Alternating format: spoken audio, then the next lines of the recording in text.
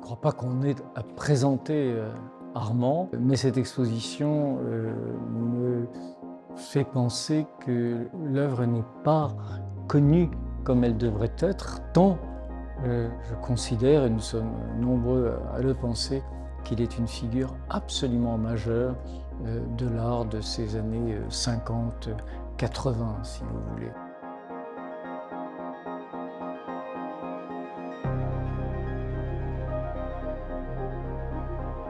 La beauté de cette exposition réside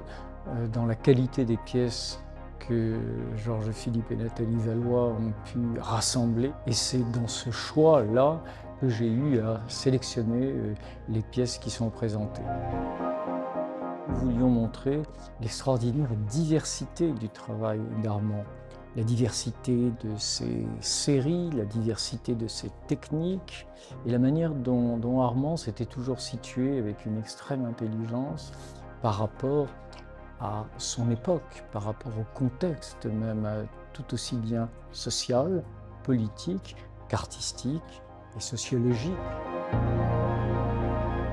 Au début des années 60, il est un artiste qui remet en question sa pratique, qui à l'origine était peut-être davantage picturale, comme lui-même le dit d'ailleurs, qu'elle n'était sculpturale, mais il a conjugué dans une suite de gestes qui allie d'ailleurs une pratique, je dirais, de sculpteur à une pratique de performeur, c'est ce que nous montrons dans l'exposition, un ensemble absolument considérable de projets qui, si vous les revoyez, sont certainement pour beaucoup d'entre eux des projets dont vous avez pu avoir connaissance. Tout le monde connaît le tas des échanges, où on apporte une pièce en échange d'une autre que l'on peut prendre, tout le monde connaît les accumulations. Ces mots sont devenus partie intégrante du vocabulaire de l'art contemporain. Il y a autour de nous des pièces absolument emblématiques, comme le grand cachet qui se trouve derrière moi, comme ces pièces